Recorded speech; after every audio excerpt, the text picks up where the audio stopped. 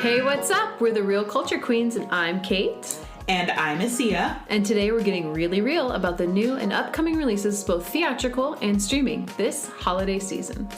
And look, we know this time of year is really rough, so here's our list of stuff you should watch over the holidays when you're trying not to be bothered by your annoying families. First up, we talk theatrical releases we saw. I saw The Good Liar and gave it 5 glasses. And of course I saw a Disney movie, Frozen 2, and I gave it 5 glasses.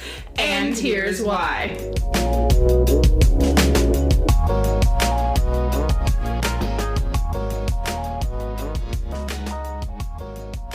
So yeah, first up, gosh, okay. The Good Liar was fantastic. First of all, I have to do a small shout out to Envision Cinemas because I had the experience of a life just going there and feeling like I was already at home. Probably didn't help that I used my coat as a blanket. It Pampered. Yes. People walking in and like just randomly giving you a glass of wine. It was great. So I'm going to give you the quick synopsis from IMDb because I am a super nerd that way. But the consummate con man, Roy Courtney, has set his sights on his latest mark, the recently widowed Betty McLeish, who is worth millions. But this time, what should have been a simple swindle escalates into a cat and mouse game with the ultimate stakes. And so I gave it, I know, we've been giving a lot of high ratings, but I think it's just, honestly, we have a good pick of films. We have a good pick of films, and we're also divas on a budget and only want to spend money on things that we think is going to be really good.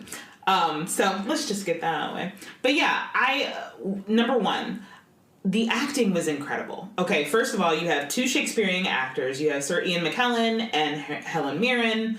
And they present these 2 like deeply complicated individuals like right off the bat. On their own, yeah. Yeah. And their lives change like irrevocably in a moment, followed by a lifetime of chain reactions that find them meeting each other on a senior dating service. Aww. I know, and it's so cute, and it's really hard to... Isn't this based on real life too? You know, I didn't dive deep into that because this is another film where we're really going to scrape the surface because we want you to go see it because there's so many like there's potential spoilers, so we're really cautious about giving you this review for sure. Because you just have to go see it. It says it was sparked by a real idea, but it's not based in real life. Okay. And that makes sense. Internet says. Yeah. Because, and the internet says, you guys. And it was all out like this grand design. I mean, ultimately, the con man, without giving away, I think this says a lot, is beaten at his own game. It's fair enough to say, I would think. Mm-hmm. By, of course, someone who you would think would believably beat him, which is Helen Mirren, because she is so smart and so spectacular.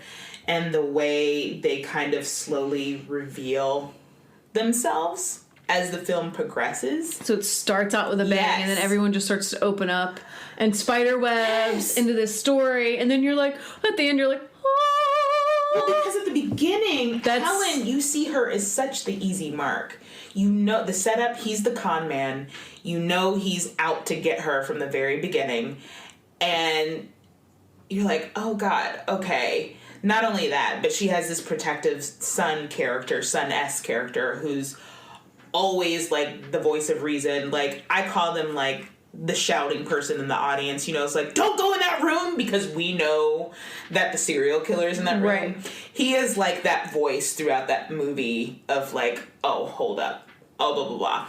Not only does he serve as that purpose to do the warning that we want to give, but I think he also he serves as a purpose to throw us off and to keep us guessing for that twist that we won't give away, right? And I say we, and I feel terrible. I know, I was like, I won't, because I haven't seen it. So, like, the fun thing about our reviews... The fun thing about our reviews is that Frozen 2 I did not see, and this I did see. So we're learning as we go along. Oh my God.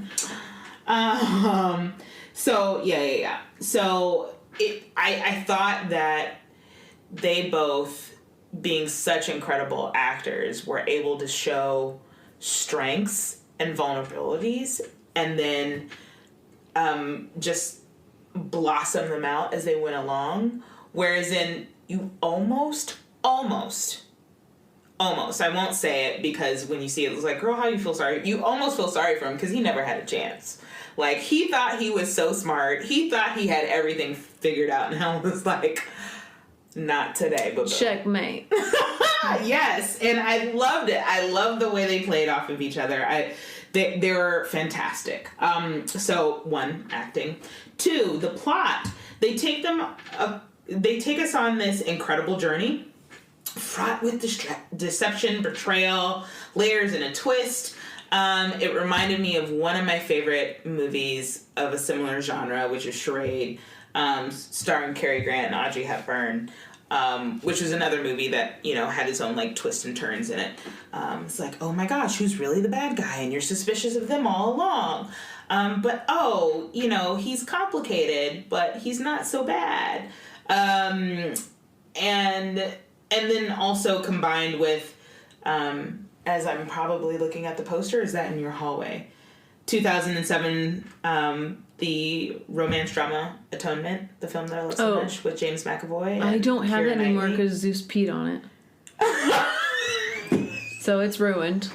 Zeus peed a little on my Clueless poster too. But that's still on the wall. You can see the year and opens July 19th. That's what that is. P. So I have a lot of movie posters and Zeus likes to ruin them. Kait, that's my dog, not my boyfriend. Posters in her office, and throughout her home, and some of which I've given you. I think I give you Clueless and Atonement. Yeah. Is that right? Yeah. That's interesting. Those are contradictory things. That's interesting. But it combines Clueless and Atonement, the words alone. Okay. Because you're I think that's a good segue in terms of the fact that it challenges you with the themes of the film. So what is justice? What is revenge? Like, again, almost feeling sorry for the bad guy. What does it take for someone to move past a great trauma that transcends generations? Which, oddly enough, was, I think, a great recent hot topic and a new field of study right now, talking about transgenerational traumas and how that affects people, and what is the ultimate goal of what people are doing when they're getting revenge, or when they're going after someone. Are they seeking justice? Is it coming from a place where they're actually getting closure, or is their closure really that they want in an effort to make things whole, like an eye for an eye, a tooth for a tooth? I think the film really challenges you that way. That's interesting. Yes. I like that. Yeah. So it makes you think about something much larger when you leave the theater. Yes. I mean, kind of in a way, and again, not to give it away, but similarly to Django Unchained. It was, I think, a lot of his films specifically are a lot of, like, revenge films about the things that we wish, like Inglourious Bastards. Similar films where you're taking this fantasy revenge of history. Yes, of history. And so I hope that's a little good teaser without giving it away. But there's that theme in there. It's like, oh gosh, is this a moment where she's actually making things right and things whole, kind of like the way you would do with the law? Like, justice is supposed to make things whole, even though I think you can never actually do that. Like, if you've lost a loved one or something of that nature, you can't make whole because you can't make that person right. But that's what justice is supposed to do, right?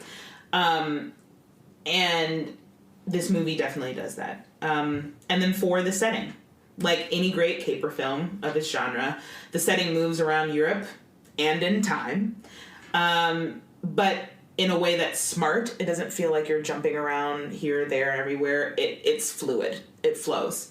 And it moves the story along, and you kind of feel like, oh, you're at this turning point in the movie, and now you're the detective and trying to figure out how this is going. Yes. Yeah. It's really good, girl. I'm super glad I didn't see it. No. Well, no, I'm just teasing. I'm teasing. Okay. Well, Frozen 2 was really cool. No, it really was. And I texted Assia afterwards. I thought it was my favorite Disney movie. Now, I've seen run on text about how amazing it was. It was really good. And I felt like that was a strong opinion.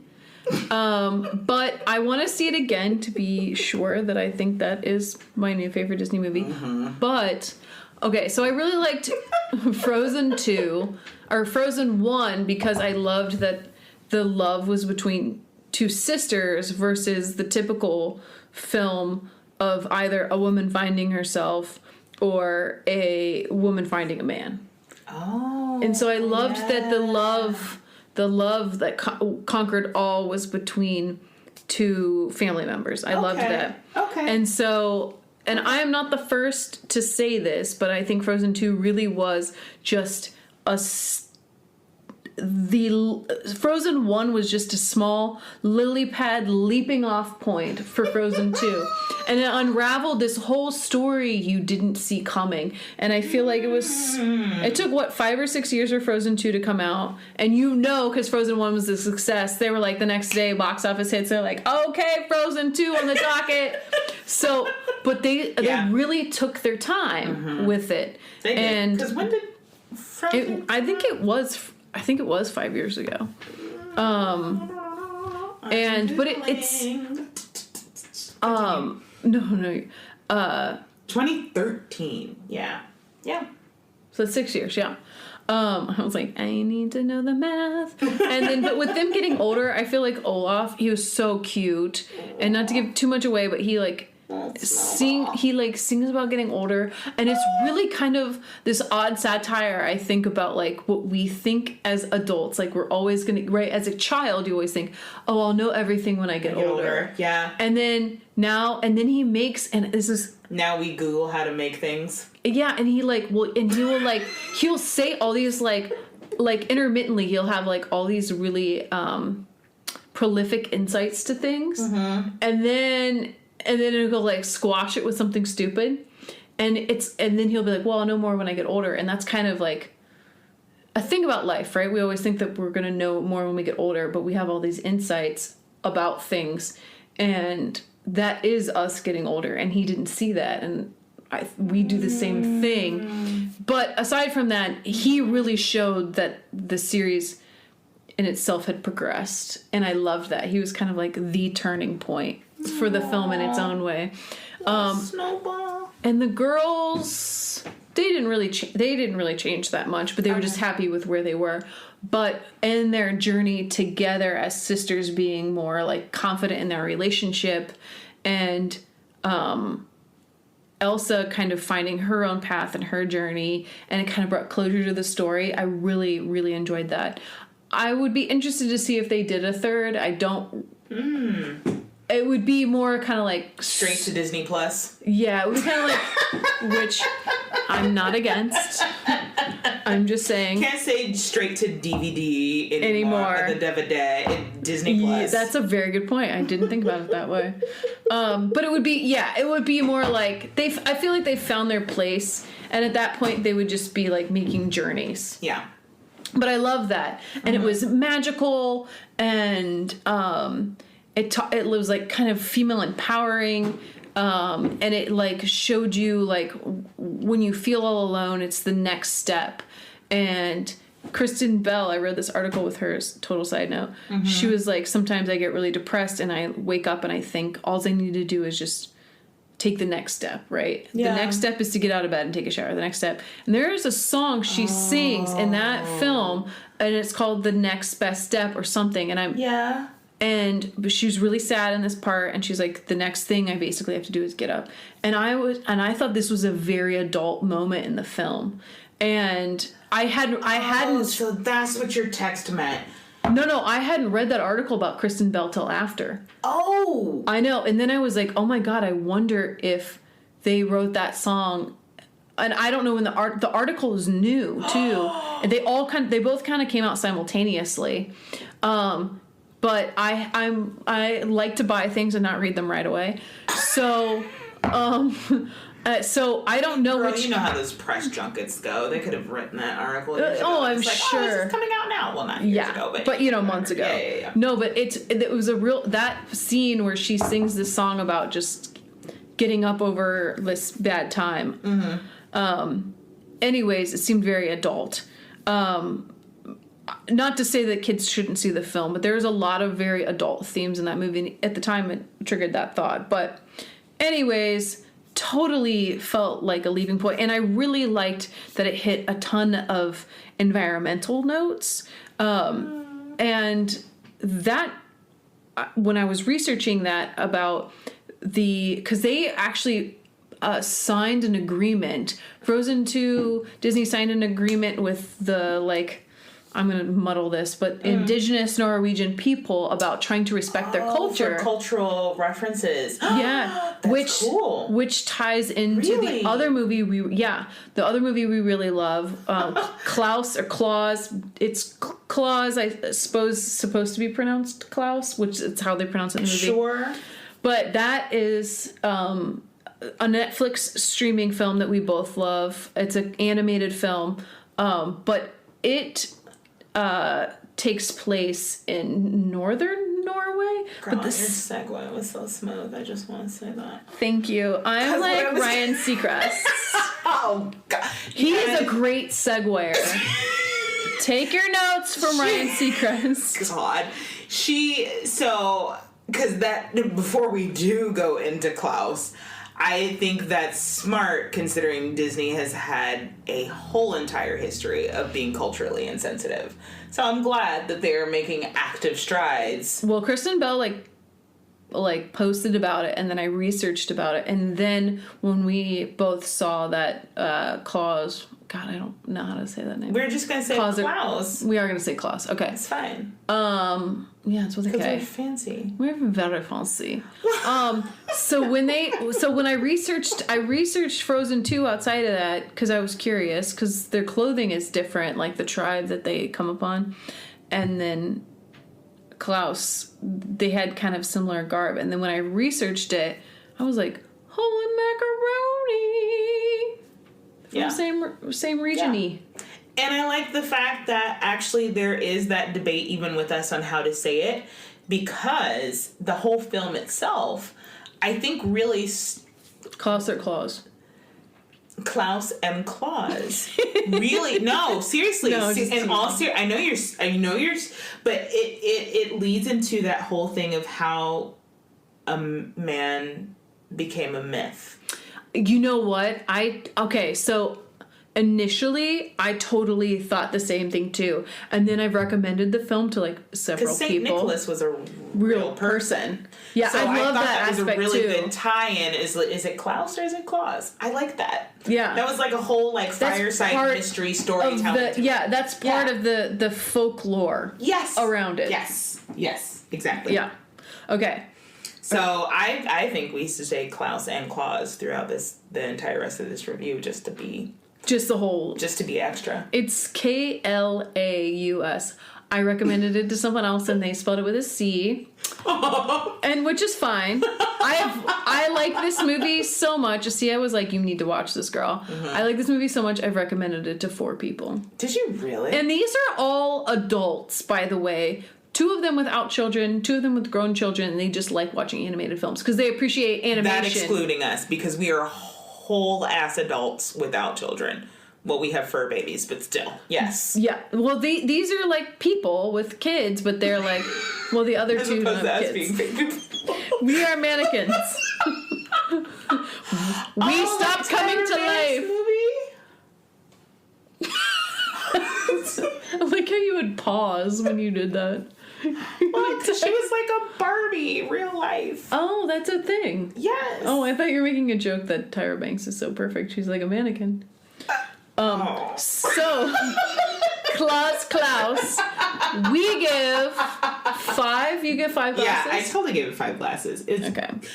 Amazing storytelling. I love things about folklore. and traveling into that. So definitely 5. The basic synopsis of I'm it. real close to her face and mic right now, you guys. When I feel bad because I had garlic on my pizza earlier.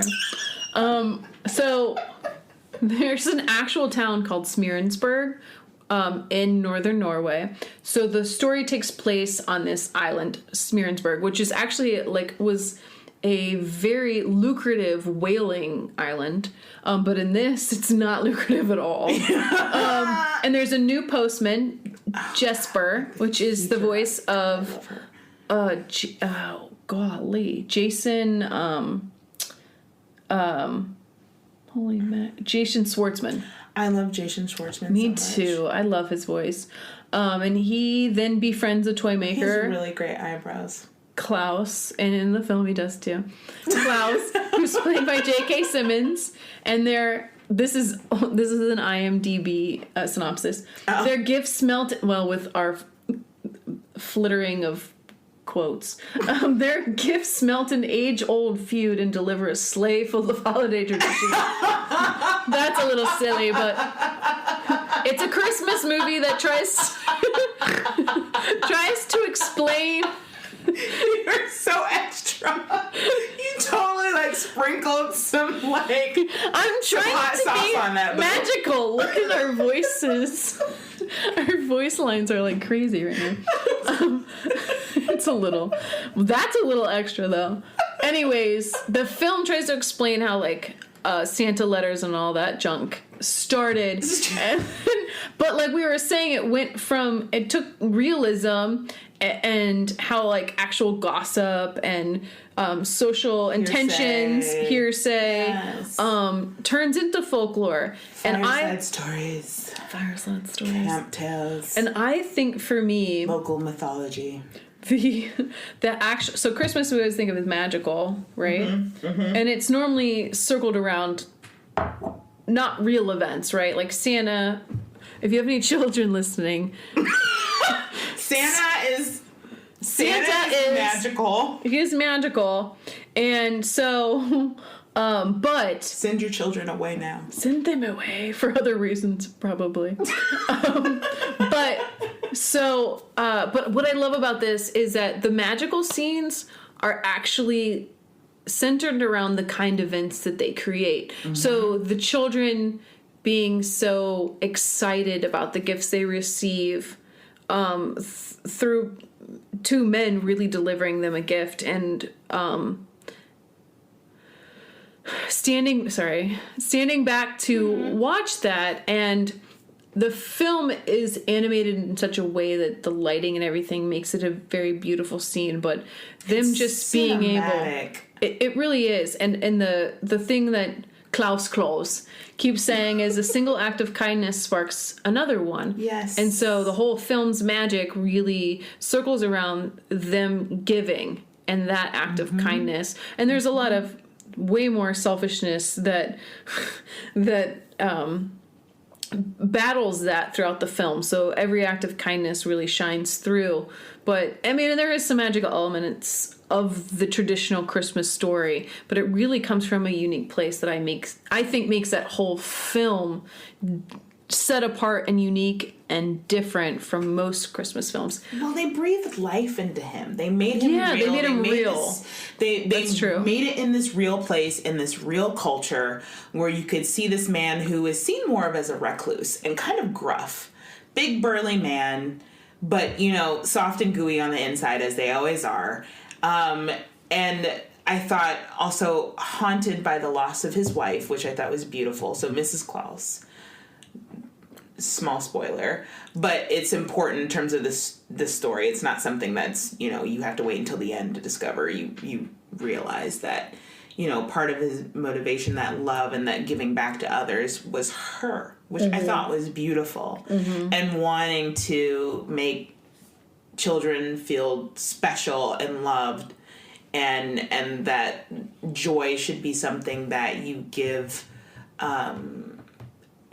that you are constantly seeking to give, because it is so contagious and that it spreads. Yeah. Every little small, seemingly small, action that he did, something simple, a small gift, because these weren't extravagant gifts. They were something as small as like a little jumping frog, which was adorable. And they were things that he handmade, which I love. And they spread like I could wildfire. Never hand make any of that. So that was kind of magical too. They made him very real, and they made the message beautiful, and it was cinematic. And the whole cast was amazing. So we have Rashida Jones. Yes. She was the voice of the school teacher, right? Yeah. She was a school teacher who wanted to leave that shithole island. She was so funny there. And she was I don't want to ruin her character, but I felt her, guys, so hard. I was like, I love her. Jason Schwartzman plays opposite J.K. Simmons are the main characters. I'd say Rashida Jones is like a supportive character. Yes. Joan Cusack and Will Sasso. I always mess up his name. Will Sasso. I freaking love Will Sasso. He's so funny. He is a Mad TV alum. Oh. Yeah. And you know that movie that I love so much, Drop Dead Gorgeous? He is the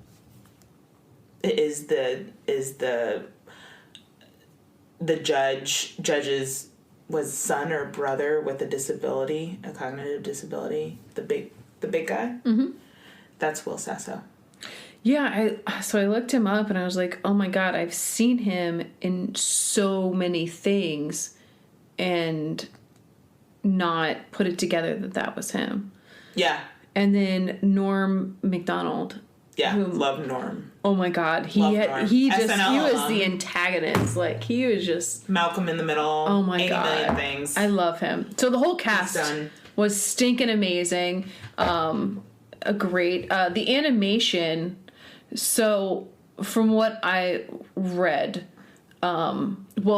the same director did Despicable Me, which I felt like really, because I feel like the film itself has like some adult themes, but the slapstick kind of comedy that's very similar to Despicable Me makes it child friendly. Despicable Me was totally like, I think anymore that's a common theme. I agree, what you said, especially with Pixar. 2, anything, they know that people are dragging their children to see these, and then there are adults with that will always have like lighthearted minds, so they make it for children and adults alike anymore. I feel like it was kind of like that when we were younger, but now it's so strong. Yes, you like notice it because I'll rewatch like The Little Mermaid or Beauty and the Beast or whatever, and it's so strong now. Before you were like, oh, they could be interested in this, but it's intense now. But the animation apparently, so Sergio Pablos, am I saying that right? Pablos. He wanted to traditionally do an animated film, but he didn't want to then switch it to computer generated animation. So the studio used CGI lighting techniques with hand drawn animation to create a unique animation style for the story overall. And this is the first traditionally hand drawn animation movie to make a use. I don't know what this means. Volumetric lighting and texturing to give it that more 3D, which I guess is just the use of CG lighting. But I felt like you could totally see that in the whole creation of the island itself with the fog. That's what made it cinematic. Yeah, I agree. That technology is what made it so cinematic. And I know that the more traditional of these streaming services are doing like the thing that is like pissing off Spielberg and the like. That not only are they releasing these on their streaming services, but they're also doing theatrical releases. And this is one of the films that could have its own theatrical release. Oh, and it should.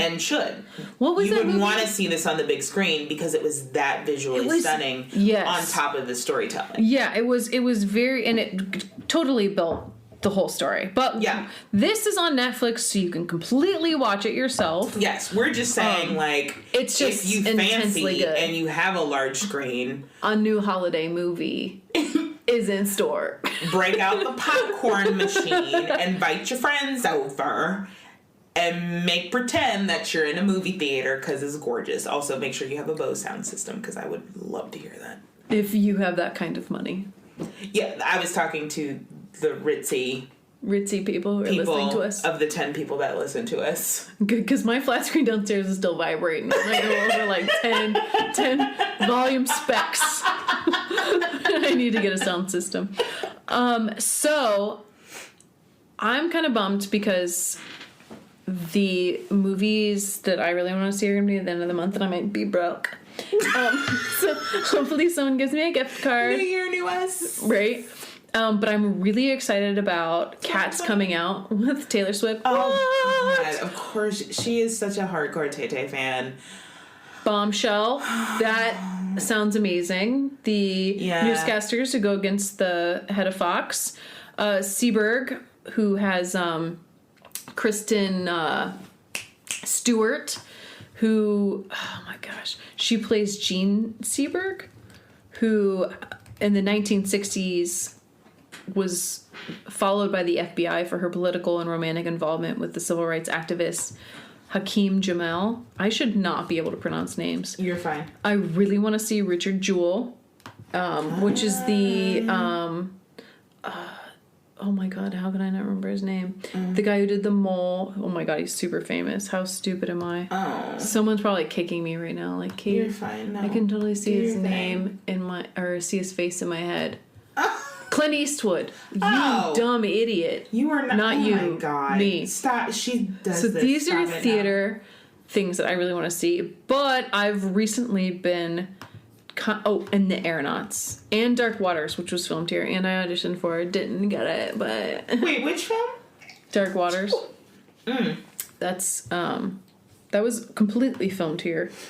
But anyways, and then Schitt's Creek though on Netflix. I've just started I'm obsessed with it. Tyler doesn't want to watch it. My BF, not my dog, who pees on things. He doesn't want to watch it, so I saved that. What's SO stand for? Significant other. Oh, that's cute. Oh my God. My partner. I know that one. I want to see Queen and Slim. I have not been able to see that yet. I'm so friggin' excited to see that. I do want to see that. I'm gonna have to probably see Joker when it comes out because of course I didn't get to see Actually I really want to see that too. God, I feel like there's so many 80 million things. I definitely want to see I want to see I said Queen and Slim. The thing that I did already binge watch and will watch again because I'm obsessed and now I cannot wait until the second season comes out is on Hulu, Wu-Tang, An American Saga. Oh my God. Any other hip-hop fans out there beside myself, that's something amazing. You had all the faces I had all of the faces. All of the faces because I love Wu-Tang and some of the individual artists that obviously came out of that. Obviously, like Method Man, who I love. But I digress. I'm not going to I know, I'm mumbling because I could go on a whole music... I could see that. ...tangent and I'm going to stop myself. So I'm going to stop.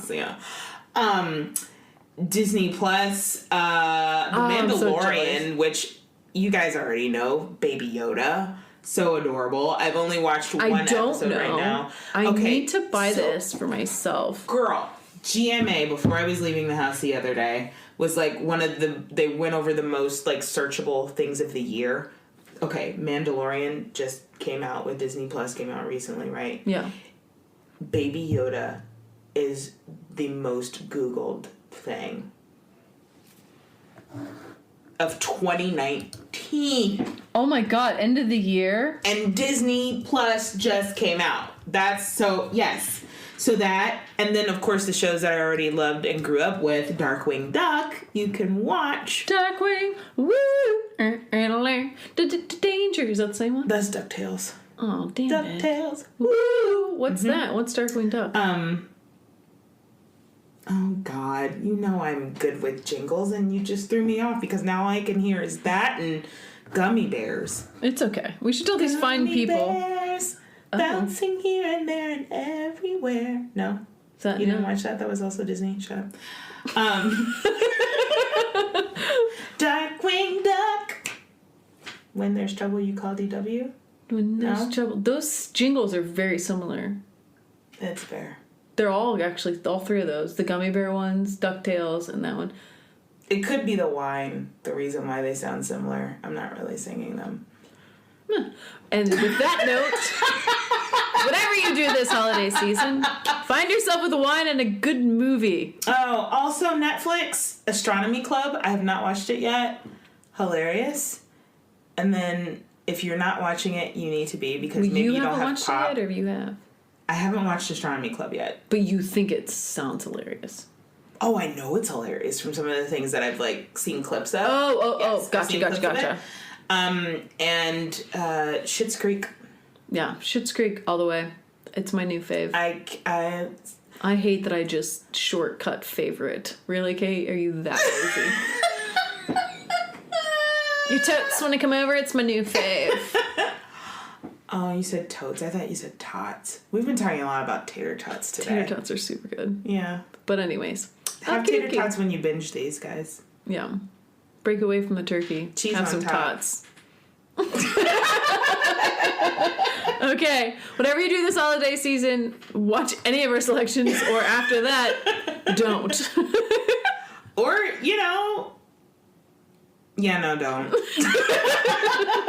Got nothing for you. But yes, smother your sadness and cheese and tater tots. Oh my god. Oh, yeah. And wine. Yeah, do that too. All right. But have a great holiday season, you guys. Thank you. We just gave you your survival guide. Yeah. I think holidays. those are, and a lot of those are on Netflix or Hulu or something streaming, or go to the theater. Yeah. Yeah. And if you do venture to the theater, it's okay to go in your PJs. It is. We do it a lot. None of the teenagers working there over the holidays are going to judge you. They're probably going to just ignore you. And they're going to ignore you anyway, so just go in your comfortable. Wear your PJs. All right. Yeah. We're the Real Culture Queens. Have a good holiday, and we'll see you soon. Yeah. Bye, guys.